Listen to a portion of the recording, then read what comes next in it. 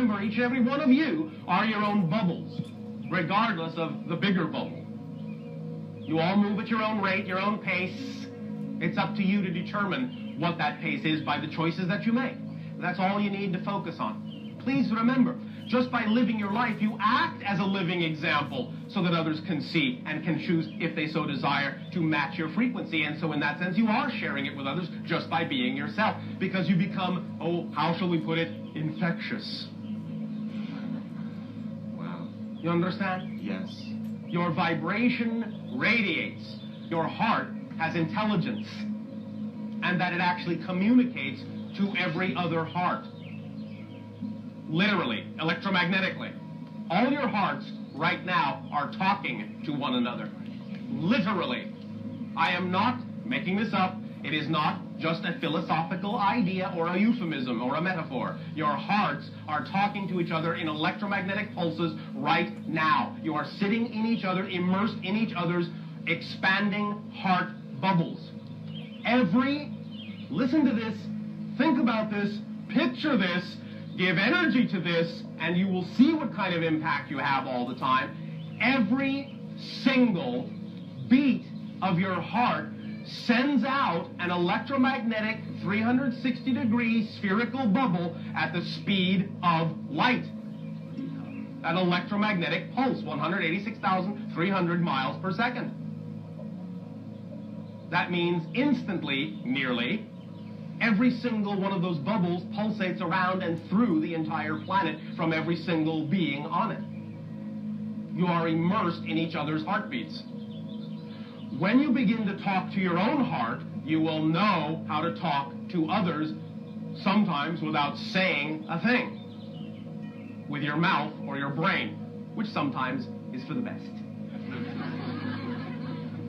No offense. But you, each and every one of you, have been at war between your brains and your hearts and your bodies.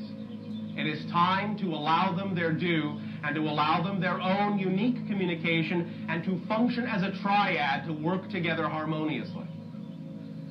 At any given moment, like this one, and this one, and this one, and this one, and this one, and this one, and this one, at any given moment, you act to the best of your ability on the thing, whatever it is, that contains the highest joy, that you have the highest capability of taking action on, whatever it is.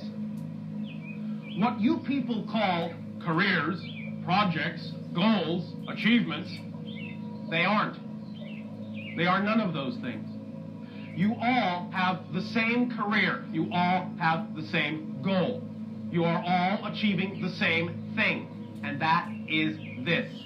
All you have to do, the only goal you have in life, the only career you have in life, is to be yourself as fully as you can. How you choose to go about doing that at any given moment, how you choose to express the goal, how you choose to express the life career of being yourself is up to you, and that is what most of you call your careers, your projects, your job. It's the expression that you're talking about. Those are not your goals.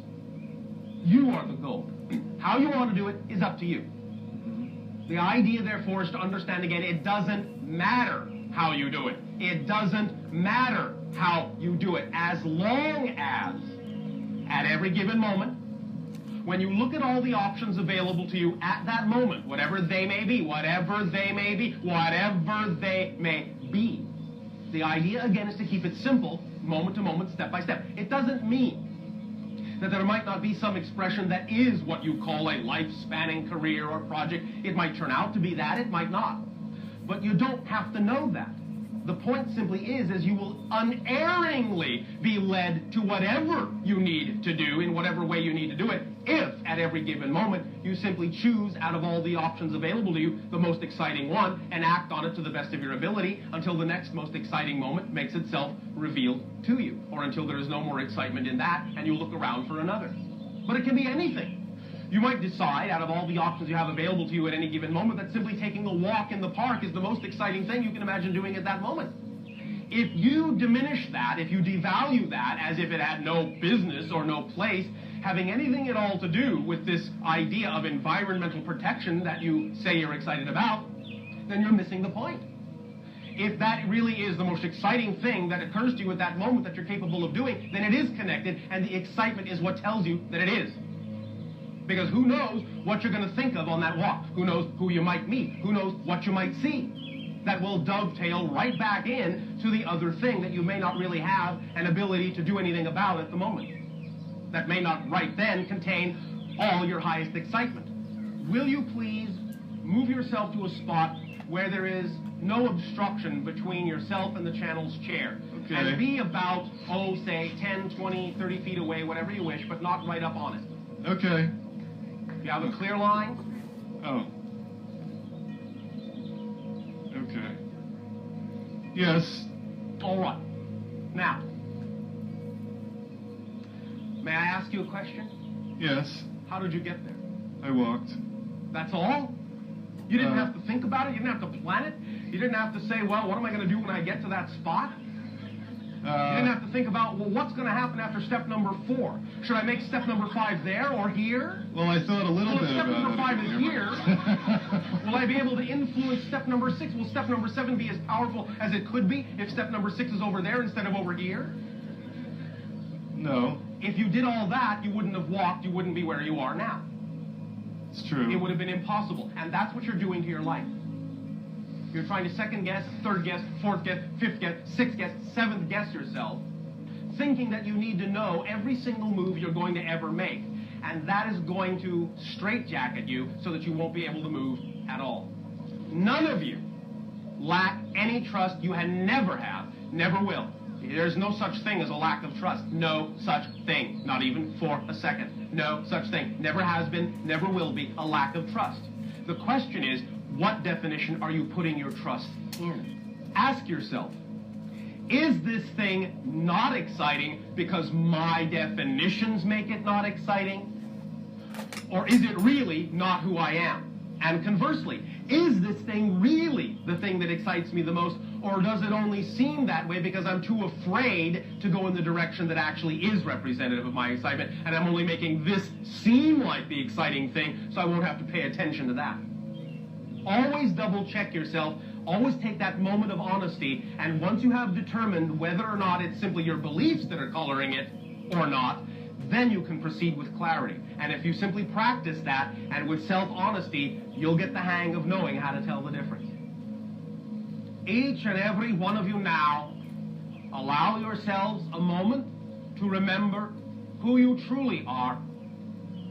Let go of all assumptions for this moment of what you think you are, who you believe you have been taught to be, who you believe you need to be, what you think you need to do, where you think you need to go. Just let go. And remember that the act of surrender is simply the act of acceptance, total acceptance of yourself. Surrendering is not the giving up of anything except the things that are not you. And to allow the universe to show you who you were created to be, who you are. Know that you already have what it is you wish to have. And in a state of humble gratitude, to thank the infinite for what you already have. And let it be shown to you that you have it. That is prayer. Prayer must remain in the present, not project into the future, for that is a denial of who you are now. Not long for the past, for that is a denial of where you are now. Denial leads to separation, leads to projection, leads to blame. Responsibility is yours to have, and responsibility is your power.